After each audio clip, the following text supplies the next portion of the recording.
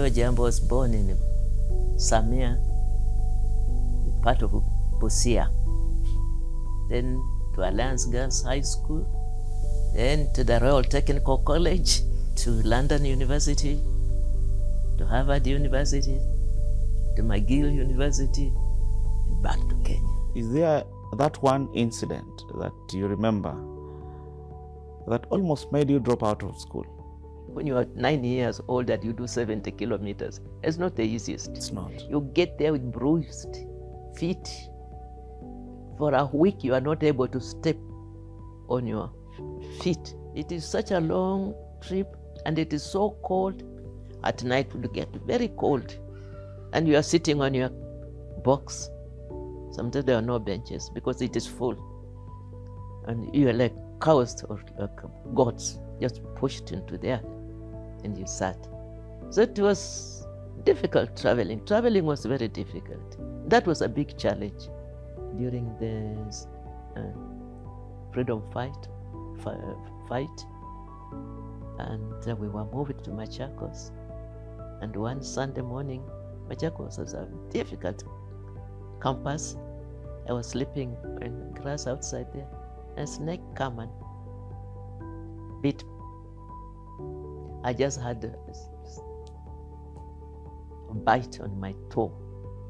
And when I turned around, I saw a snake running away on a Sunday morning. That was the height of it. I screamed. Scary, yes. Very, very scary. And I remember being rushed down the hill to Machakos, then a little hospital down there, praying for my life. My name is Davis Ojiambo, news editor Radio Jambo. And today I have the pleasure to talk to one of the serious ladies in this country. You cannot say about the politics, education of this country without her name being mentioned. This is an iron lady who joined politics at a very early age. And besides being in politics, she was also successful in her education, reaching the highest level of education. Welcome, Honorable Professor Julia Ojiambo. Thank you. Just to kick off our discussion, who is Honorable Professor Julia Ojiambo? Well, Julia Ojiambo. Your early life. Early life. How you started. Yeah, viewers, my name is Julia Ojiambo. Julia Ojiambo was born in Samia, part of Busia County today, and grew up in Samia.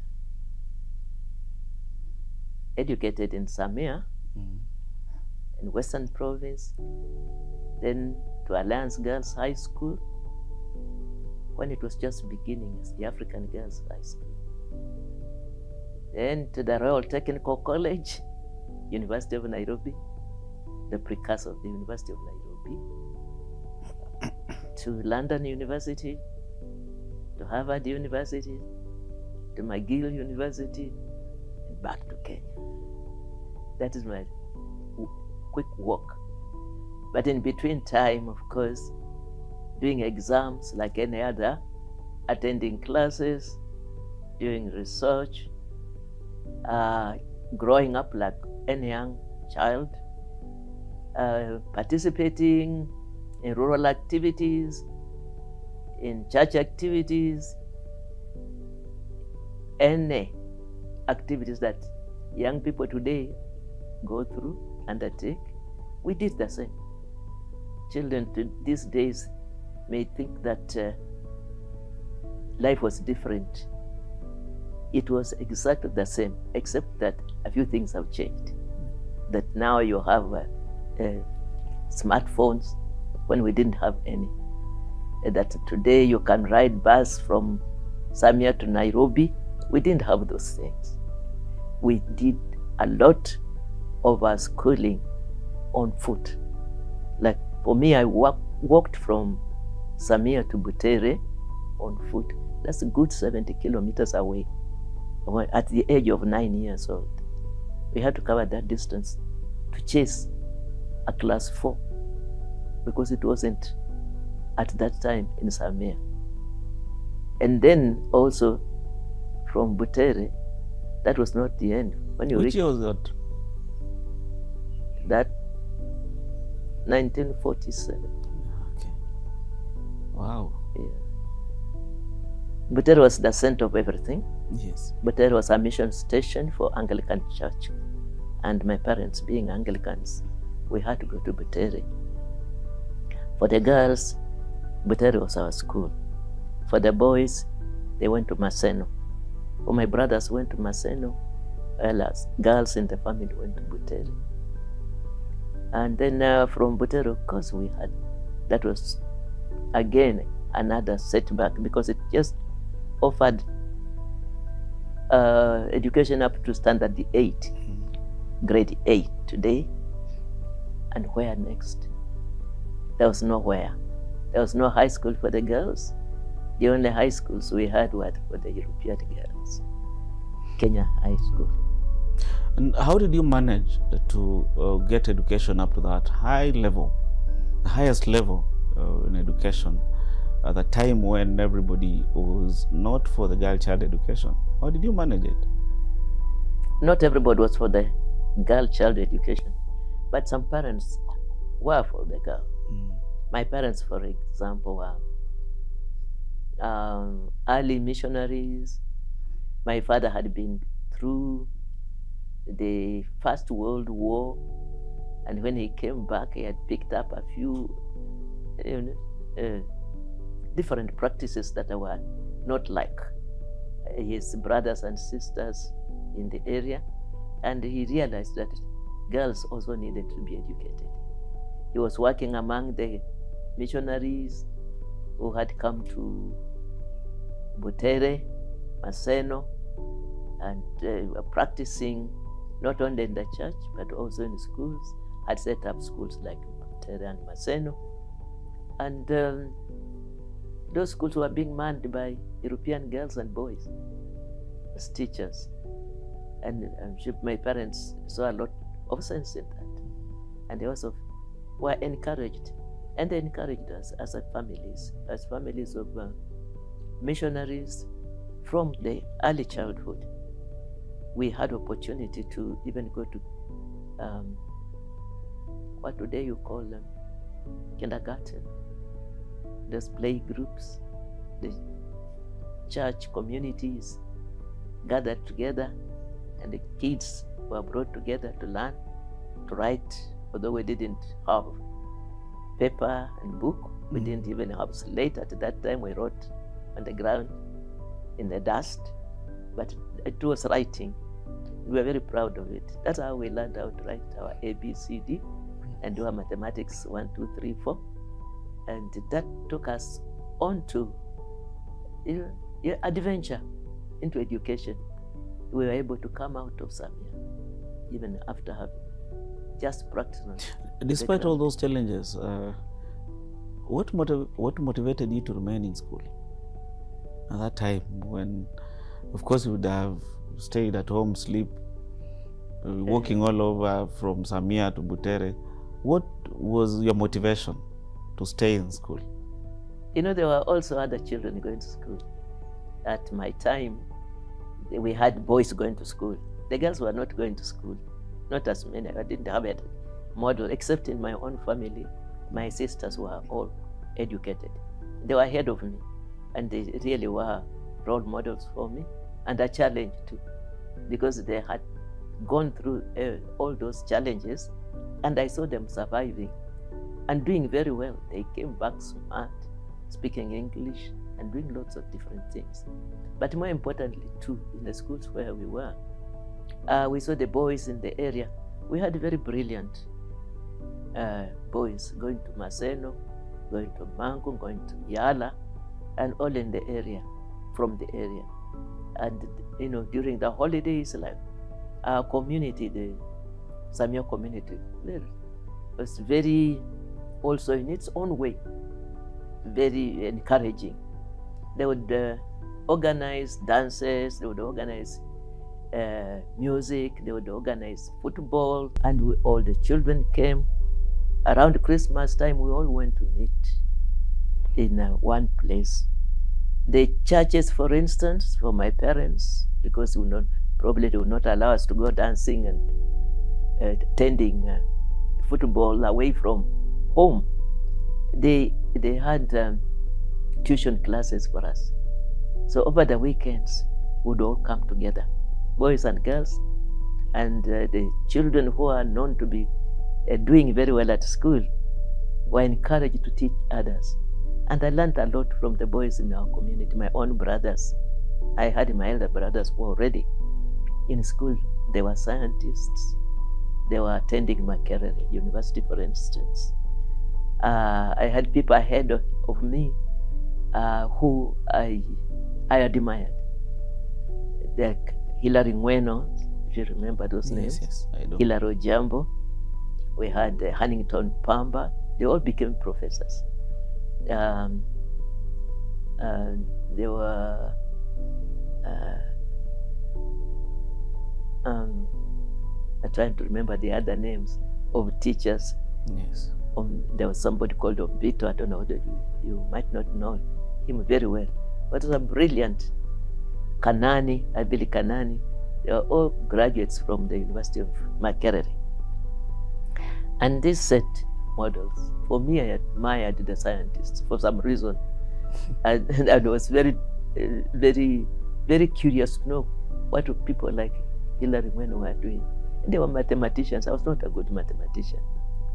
But I borrowed a lot. Those are serious scholars, even as little boys. They sat us down and talked to us seriously. And, encouraged us. The subject area that you thought was difficult for yourself, that's where they wanted you to excel. And they would sit me down and say, you can do mathematics, you forget. And they bring those maize cobs. And we played with those things. But it was putting together things that made sense. Sticks, stones. For them, they went back to Mango and excelled. For us, we wanted also to go, but we had nowhere to go to. Butere, as I said, ended at standard 8. So fortunately, the missionaries also were very encouraging. Our parents did not want us to stop. First of all, they had wanted us to continue from Sigalame from Samia to Butere. From Butere, it was not the end for them. They also, because they had seen what was happening beyond that, yes, they wanted us to go beyond. So the missionaries joined other missionaries. As you know, the Alliance Girls High School was started by missionaries. And thought about girls also seriously getting a way of continuing their education. I happen to have been one of those early ones who passed my they call it Kenya African preliminary primary exams very well from the region, and I was recommended to join Alliance Girls High School. It was then called African Girls High School, just where the Alliance Boys High School is. So I was lucky, and that was my route to higher education. Yes, at Alliance Girls. Yeah, a few of us got to Alliance Girls at that time, and it was very competitive. We were picked on regional representation, but you had to be the best in the region. So, like you were the highest mark earner who passed the best in Kenya preliminary education. Then you picked one from Western Province, one from Nyanza, one from Central. So our group, we were 8 from 8 regions. We started the Form 1 stream at the Alliance Girls High School. Of course, there had been others before, doing other areas of education ahead of us. So the Alliance Girls had started earlier, but we started the now stream that remained constant, and they picked up what now is Alliance Girls High School next to the Boys Alliance Boys High School, the two famous schools in Kenya. So our life at Alliance was very interesting. That was during the height of freedom fighting. And that area behind us was a big forest. The whole area is not what it is today.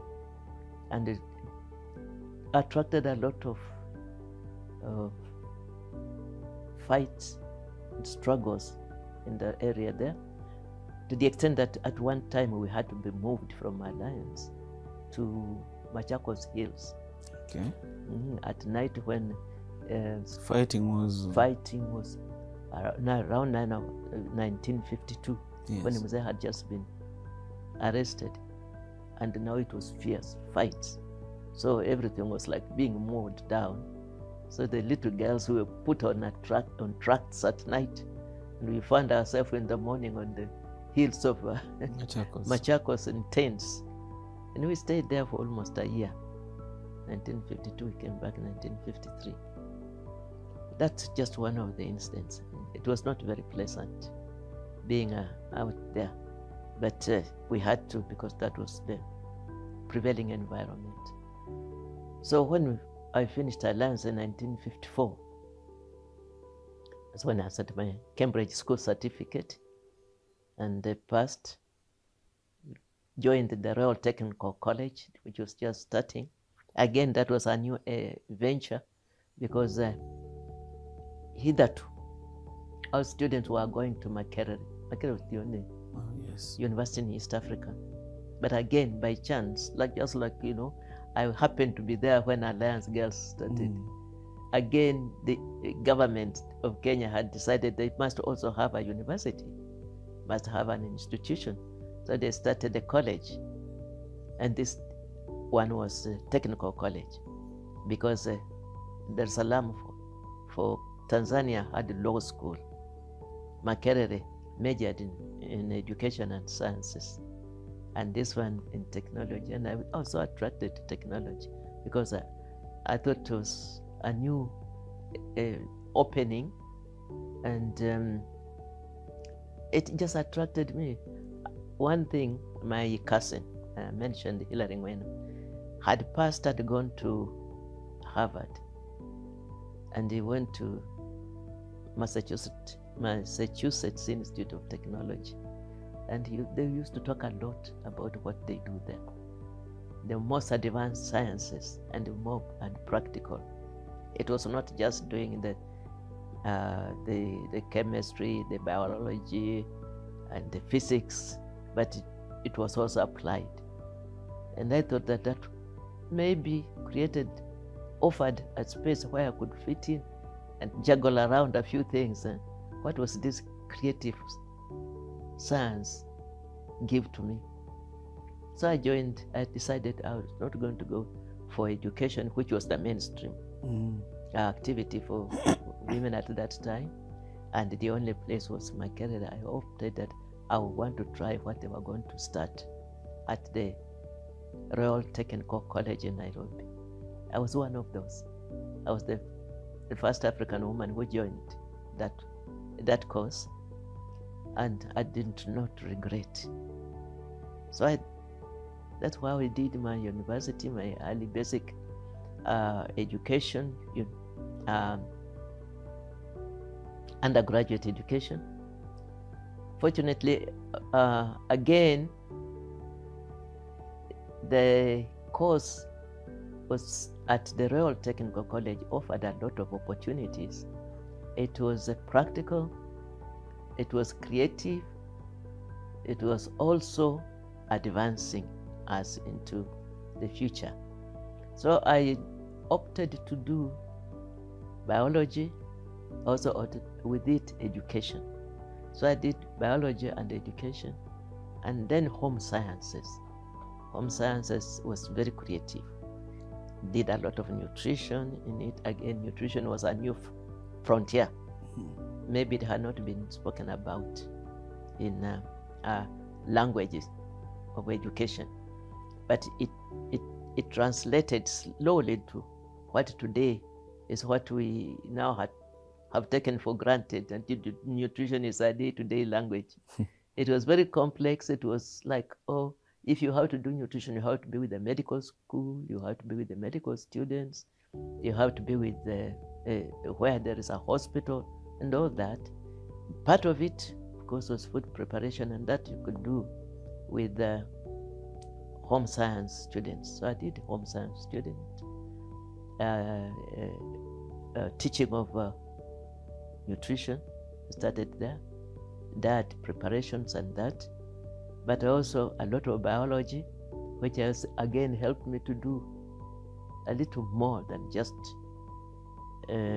at that time agriculture, nature study, and so forth.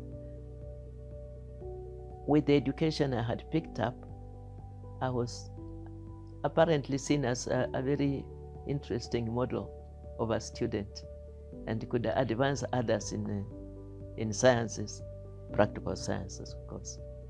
So I was sent to go and teach practical agriculture at Kamusinga Boys High School. And with the little that I had, I pieced together a curriculum, and I went to teach Form 4 boys agriculture, practical agriculture. And that meant starting from the, test tube into the garden outside there, planting seeds here and there, seeing them grow, harvesting and bringing food, storing, bringing it onto the table as food. And that was a very interesting, I'm talking about it so like it was just as simple as that. But it was very intricate. Yes. Yeah, it was a long chain of activities, and I followed that very keenly. It took me time to appreciate, but later on I realized it was very beneficial, because by the time I finished my training at the Royal Technical, I had advanced my knowledge quite a bit, because when I went to Musinga, I joined others students who are interested in agriculture. But more importantly, that project that I was on had been sponsored by USAID. And there were quite a number of scientists, and agricultural scientists, and also food technologists from the US who were at Kamsinga. Yes. The Ministry of Education was then promoting education, agriculture in schools. And they were interested to know how this knowledge could be transmitted into our curriculum. So it became like a laboratory, incubation center, and I benefited a lot from that program. So when I came back, completed my training at the Royal Technical College, I was posted at the Butere Girls High School, which had just started also as a high school for girls in Western Province, to teach home science and more importantly, agriculture. And again, I got myself involved. Now I decided that this time I'll do a little more teaching and research, leaning towards my nutrition interest. And that was a very short spell. I was at Butere for about 2 years, but that offered me advanced knowledge. When I left Butere in 2 years, I went to Kampala. I joined a team at Mulago of medical scientists now who are doing nutrition. Yes. And from observation from the crude skills I developed from the kitchen, from the farm at Kamusinga, from a laboratory at University of Nairobi now. I went to Kampala and now joined the team to translate that on how you can cure disease. And if slowly I joined the research team, I was able to put together biscuits out of the food knowledge, out of the biology I had learned, out of the observations in the wards, and I produced a biscuit that we could use to cure kwashiorkor. And kwashiorkor at that time was very rampant in not only in Kenya but East Africa as a whole. The region. Of course, kwashiorkor is not our name also. It had started in West Africa. It's a Ghanaian name, but translated into science to mean energy and protein malnutrition, which was common to all of us. And so it picked up and it became a common household name that we used. So I used that biscuit around not only Kampala, came back to Kenya, we went to Uganda, to Kampala, to Tanzania. I picked up more interesting information and knowledge. I was given a job, in fact, by the railways to do the East African railways and harbors, and using that route to teach families of the railway and harbors workers. And that was a very interesting one. That was you are teaching them on nutrition. Teaching nutrition. Good. And the children now picked up nursery schools, picked up the mothers and the health of the railway and harbors staff. So that took me through a very interesting period of experience. I was on the railway line from Kampala to Nairobi to Mombasa, on the steam, onto the plane sometimes, by road to Tanzania, to Kwanza, and back. This is a young graduate doing all those things, traveling all over. Yes. And it was very interesting because there was a need for knowledge. Because you must have been in your 20s or early 30s? Hardly 20, 21, 22. Yes. I was still very young. But those are the adults of that time. We were the most experienced, we were the most educated. We were the available teachers, we were the available scientists, researchers. That little knowledge was very expansive. The PhD journey? So that put me on that PhD journey. Because immediately after that, yes, UNICEF noticed my activities. Food and Agriculture Organization noticed my activities in the field, and they gave me a fellowship to go to London. That was the beginning of my interest in long journey. So I went to London to complete my undergraduate work, do postgraduate diploma in nutrition, and at the London School of Tropical Hygiene, Medicine, I learned a lot also. I came back, University of Nairobi then was now picking up a lot in all areas. They invited me back to come and teach. So I joined as the first again African woman lecturer at the University of Nairobi. I joined to teach and continue my research. The FAO, UNICEF was still interested in my advancing my research. So I continued. I taught and researched.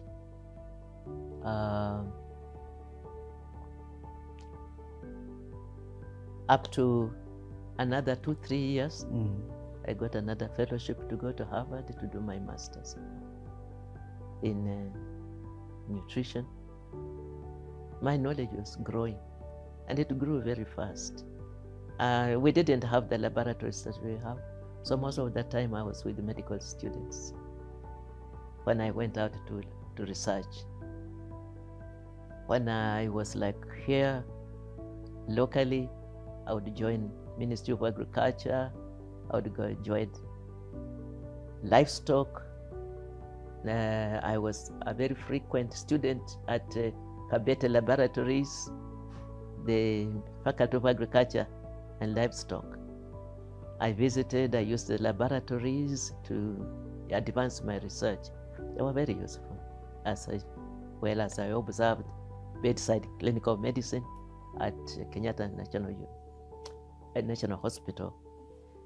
So I went to Harvard. I did my Masters of Science. At Harvard? Yeah. And I came back. Wow. I did not come back straight. When I finished at Harvard, I was still interested. And my tutors also thought that I could do a little more and come back and do a better job. So as I was finishing my Master of Science degree, I wanted to continue in nutrition. And at that time, Harvard was not specializing in research technologies that would offer me a postgraduate further education in nutrition. So they recommended me to go to McGill, because McGill was now more advanced in that area. They had a complete laboratory set up for animals, as well as human nutrition. So I went to learn research techniques at McGill. Because another 18 months, and I picked up the PhD program, which I did half there. And fortunately, again, like things always happened in my life, McGill University joined Nairobi University to bring medical school to start a Faculty of Medicine at the University of Nairobi. And I was now at McGill in the Faculty of Medicine and the Faculty of Science. So I was lucky now to request that I transfer to Nairobi. And I came to Nairobi to complete my PhD in the Faculty of Medicine here with my professors from McGill to continue supervising me at the Faculty of Medicine. So you can see that my education journey is not as straight as it is today. Yes. Things have changed, and students are so lucky that you can start at Sigalame in Samia, and you come straight from Sigalame, you join University of Nairobi, and you do your bachelor's degree, master's degree, and PhD here. We had to do all that from during that time, because that journey was not easy. From how you described it, there were so many ups and downs, and you needed to be resilient to be able to overcome the challenges. But maybe, is there that one incident that you remember that almost made you drop out of school? Do you still remember today? Several, not just one. Okay. It was a lot of misgiving at all way, right from the beginning. Then walking when you are 9 years old and you do 70 kilometers, it's not the easiest. It's not. You get there with bruised feet. For a week, you are not able to step on your feet until all those bruises heal. But hardly did they heal, because you didn't have time to wait until they heal. You had to walk back. So you walked back on that. It was painful. So I would get home and say, I'm not going. And Dad was saying, my girl, you got to go back. You're not going to stay here and do what? And your friends are going, so what do? Then you join again. And you go limping back to school. That was at that age. And then now you come to Alliance from Samia again, not Butere. You go back to Sigalame, Samia, where you were born, past Butere, come to Alliance. And there are no buses. Guardian is not there. The train that runs overnight was not there. It used to take about 3 days on that train between Kisumu and Alliance Kikuyu station. And on that one, you are carrying your little box on your head from home. Maybe again another 3-4 days on the road. So I would say I'm not going. And my parents would say, you try it again. We'll ask somebody at Kedoha to wait for you with a cup of tea. And when you get to Kikuyu station, there'll be somebody there waiting for you. Another missionary's parent will come with a cup of tea to meet you and take you to school. So it's not going to be bad. You try. When you get to Kedoha, it will be at night. On this journey, you are not accompanied by any of your parents. You are just you and maybe a few friends. Put you on that train with the others.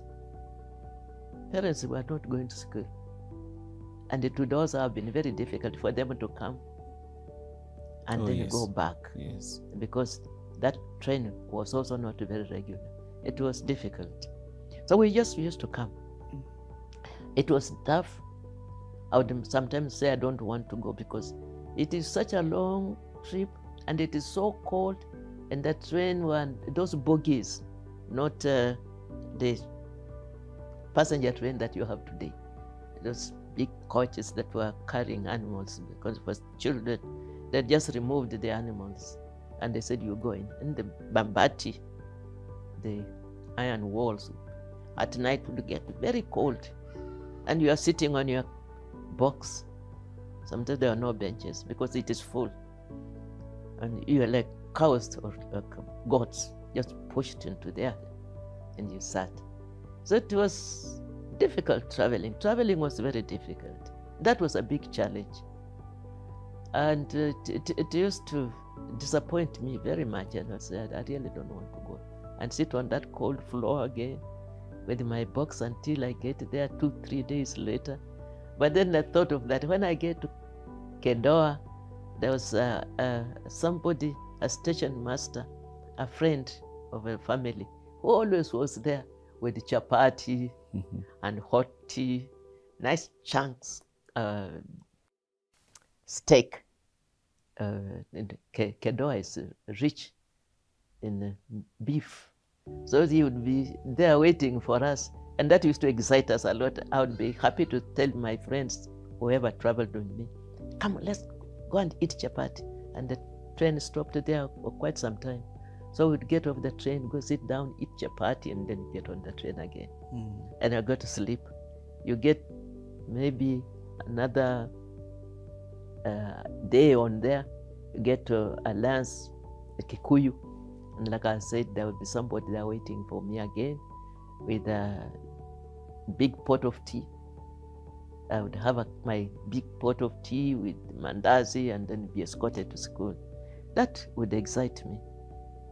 But then again, when we were just, like I said, we had a difficult time during the freedom fight.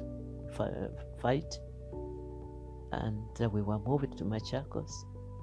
And one Sunday morning, Machakos was a difficult campus. I was sleeping in grass outside there. A snake came and bit me. I just had a bite on my toe. And when I turned around, I saw a snake running away on a Sunday morning. That was the height of it. I screamed. That's scary, yes. Very, very scary. Fortunately, my colleagues were just in a tent next door. They rushed, picked me up, tied my leg, and I remember being rushed down the hill to Machakos, then the little hospital down there, praying for my life. I escaped that one, and I'll never want to look back again. I said never again. When I got healed, I said to the teachers, I want to go back home. They took me home for a little time. I stayed with my parents. I said I was not going to go to Alliance again. End of it. But after I was cured, my parents said, you go back. The school is safe. The teachers have promised that you will not go to sleep in the grass again. You stay there, they'll take care of you. You know, those kind of things were difficult on one's route, but they didn't disrupt completely. There was always somebody to encourage you to move on, and I was encouraged to move. My parents were very strong. They were not allowed to stay at home. They always had a word that tickled my mind. You hope, and I felt very good when they promised that, you know, you are going to be safe, and I believed I was going to be safe. Then I would move on. So that was difficult, but I overcame it. So that road was not as smooth as some people might think, that being a professor was an easy ride on your side. No, it was difficult, but you know, it was determination. Good. And that there was also an inner determination. I keep asking myself, would my father alone, like today the parents struggle to get the children to go back to school, and the children just say no, and they walk off. But somehow something inside me kept saying, yes, of course, go. What do you want to do? You have to go. If you don't go, what else will you be? And then I would feel I must go. So there was an inner spirit that kept telling me to move on. Now I think we've dealt with education, and we've had an in-depth understanding on your journey to education from that small school in your village to Harvard University. I think most of us have not gone there, so we say thank you to God. Now, politics, because we can't talk without mentioning politics. Politics must come in, because as I was reading about you, I realized that you're the first female assistant minister in Kenya. Yes. When did you join politics? Let's start there. I don't know when I joined politics. I really tell the truth. And I never learned about politics. Yes. And I was not tutored into being a politician. As you see, I was a very interested scholar. Yes. I know that makes it even very interesting. And a very serious one. So when I joined the University of Nairobi as the first woman lecturer, I did very well. I was teaching medical students, I was teaching education students, I was teaching home science students, and it's just perfect. I did my research, and it's very sincere and very serious. I was in the laboratory 24 hours, and I was one of those people who you'd never have separated me with my my laboratory work. Yes. And I loved reading. At home, everybody was a scholar. In my own family, my husband was a scholar. So we just combined knowledge and family life. My children were going to school. I was a very keen tutor of my children, just like I was teaching other children at the university. Research in the field and both in laboratory. But then all that combined taught me something in life. And I think having worked alongside very serious researchers and tutors and in humanities as well, I was able to develop a different perspective to life. That life is not just the textbook, it's not just the research. When I went back home and saw the plight in which my own people were, I just felt, now look, I went to Harvard, I've gone to London. There isn't anything I haven't seen. I've flown in the air. I've taken steamship from Montreal to Liverpool, 7 days and 7 nights over the Atlantic. What haven't I done in this world? I traveled around the globe. But when I come back home, I go to Samia. And my colleagues, my women folk are still there.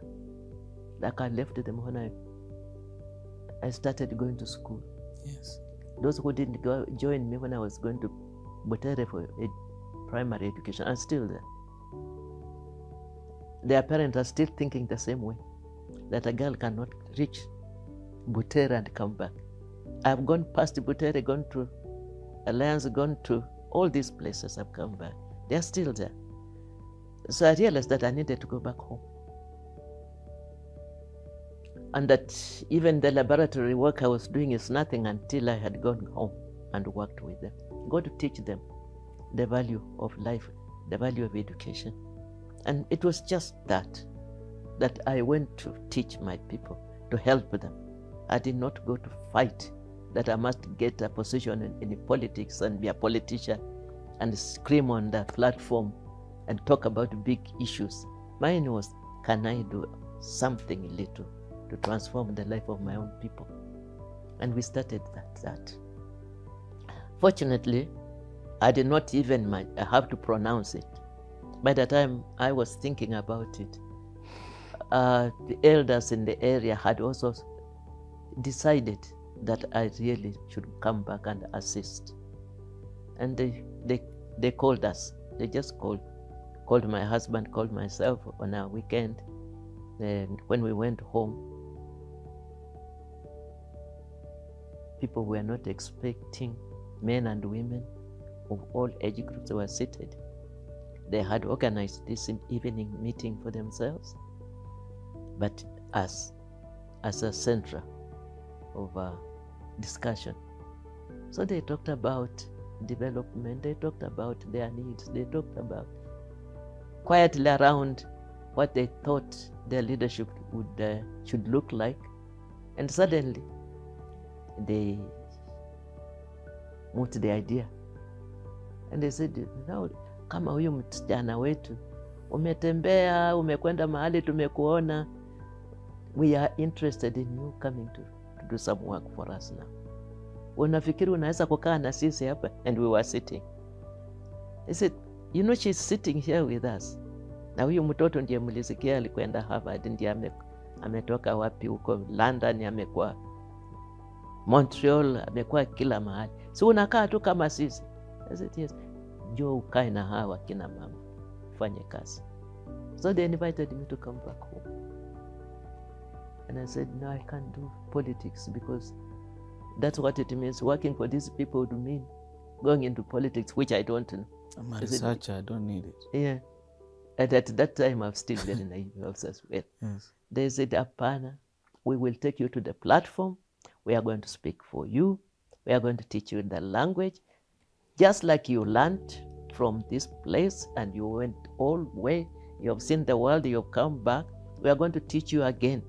You go back to the platform and we'll be there to teach you the language of how to get into leadership and help us. So they picked up the idea themselves. They encouraged me, it's not once.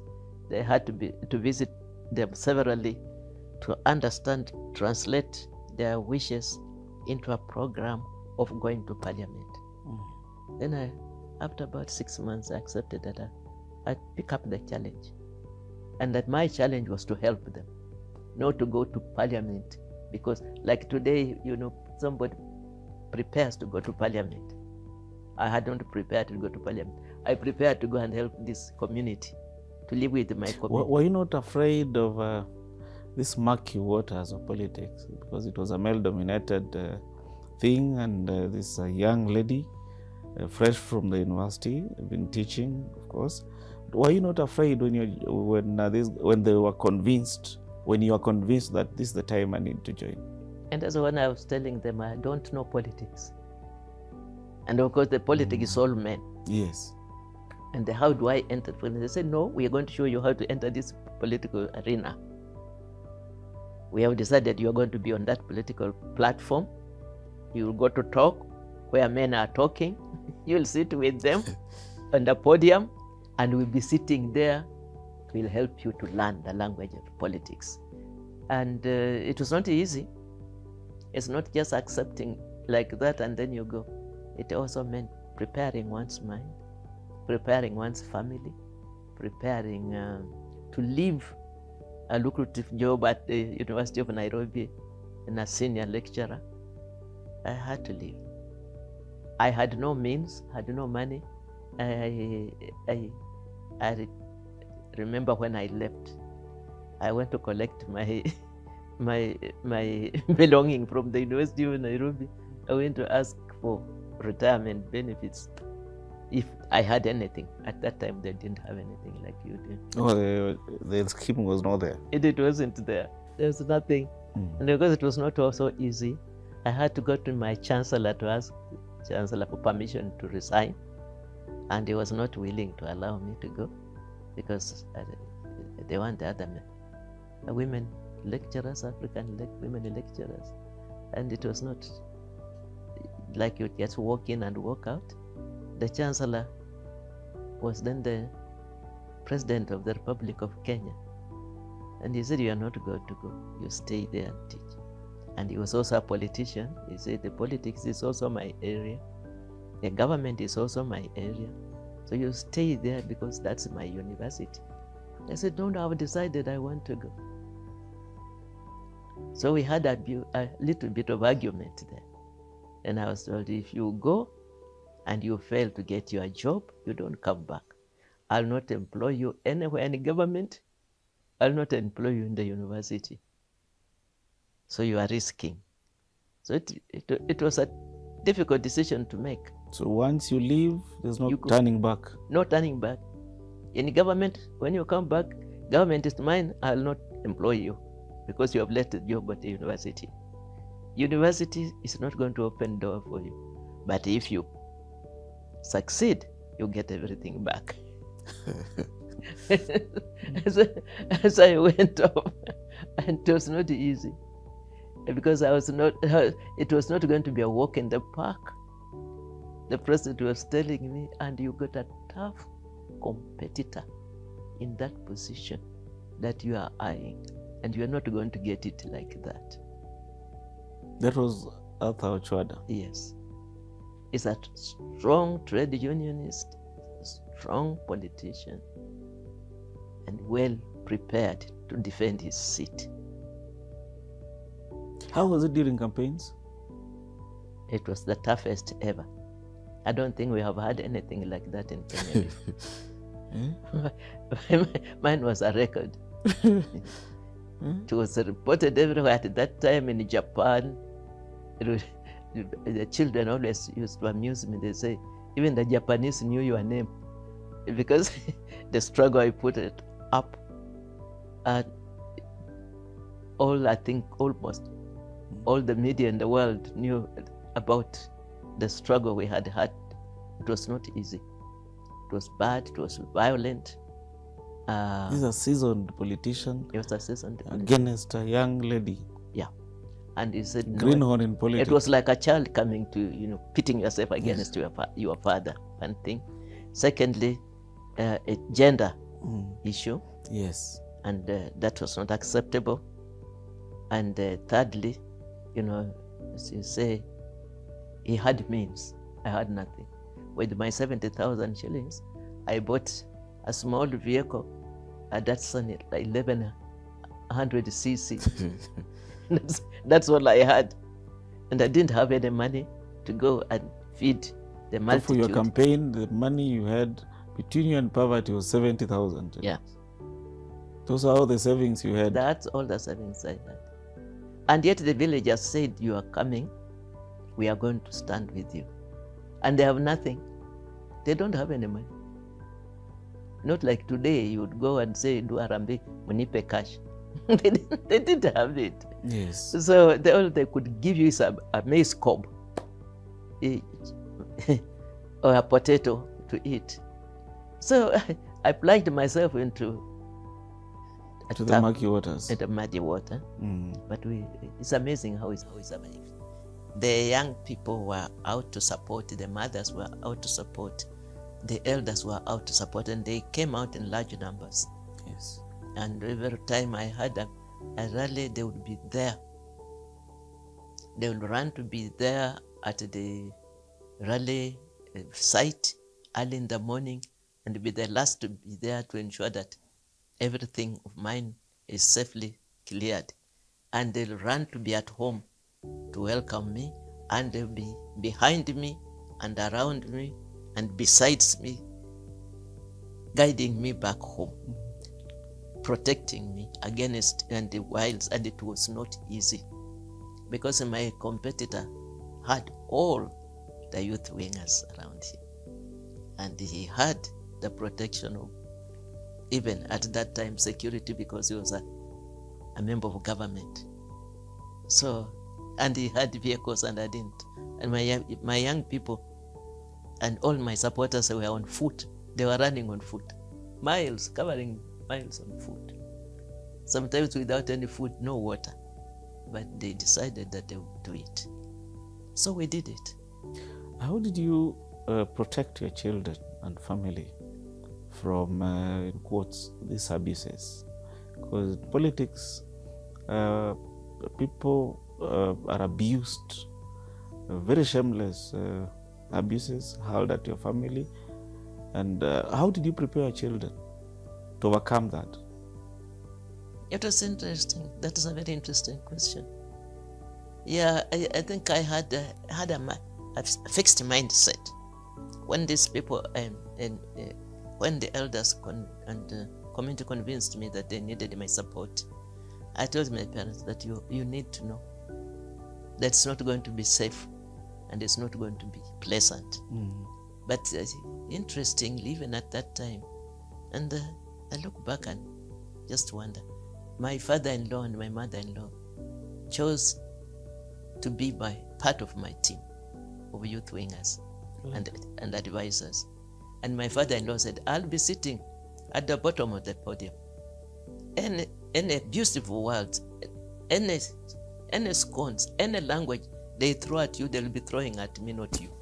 So you just look down and see me seated here, and you forget. Because if I didn't like you, I would have chased you out of this home. Yes. You will not be a wife to my son. So none of those things are going.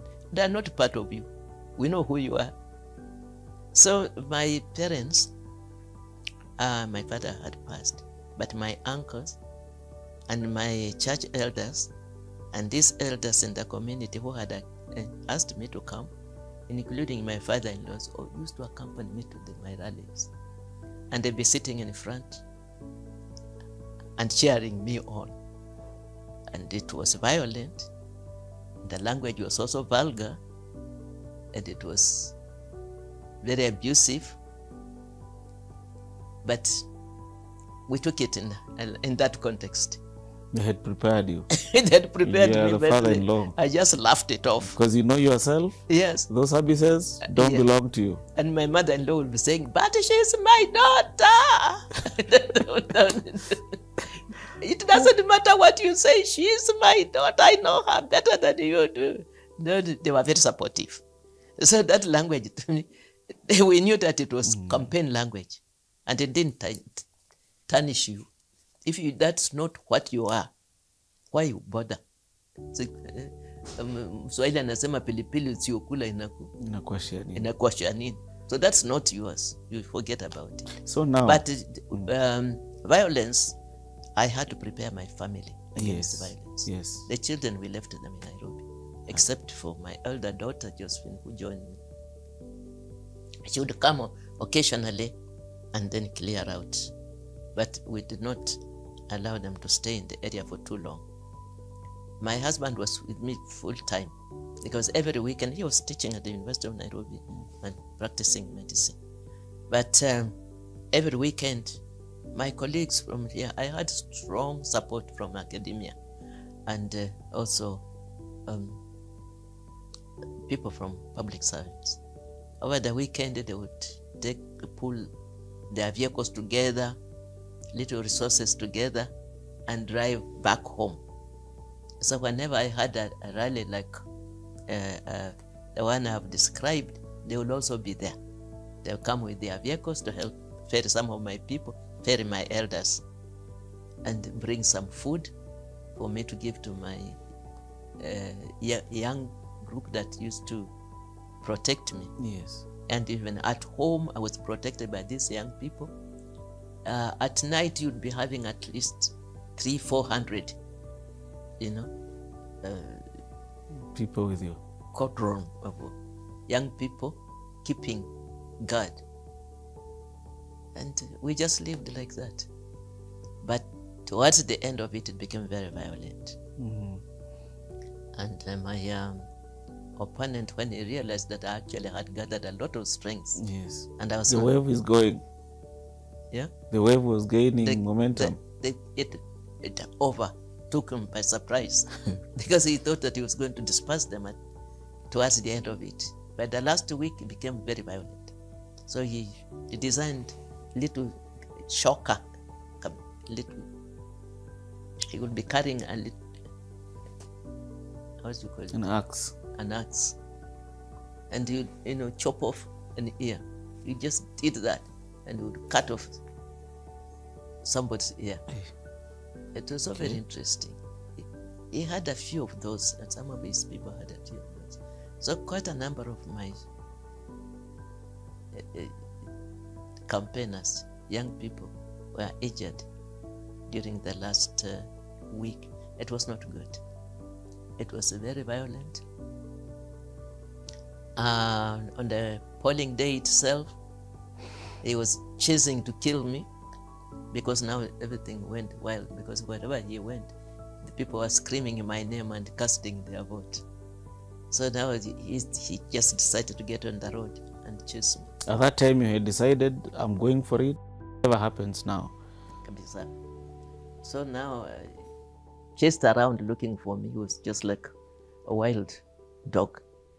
And so I was told, run off the road. So I ran off the road. But my husband was not lucky enough to run off the road. And they caught up with him. Yeah, caught up with him. Chopped the vehicle in which he was, because the doors were locked, cutting it with pangas, and then reached him and cut his ear, half of it off, cut in the front of his head. Fortunately, just did not break the skull. That was...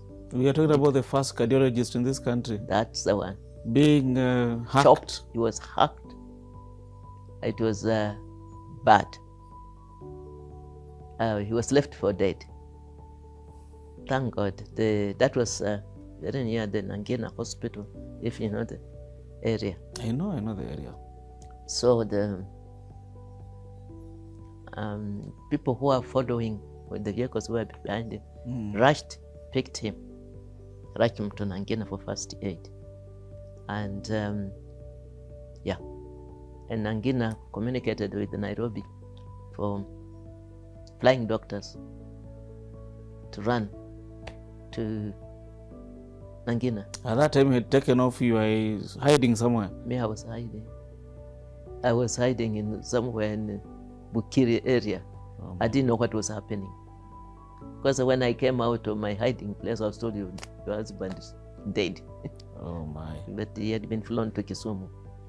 So he was taken care of. Thank God he survived. There were no mobile phones to call and confirm. There were no mobile phones. I had just to take a road and run to Kisumu.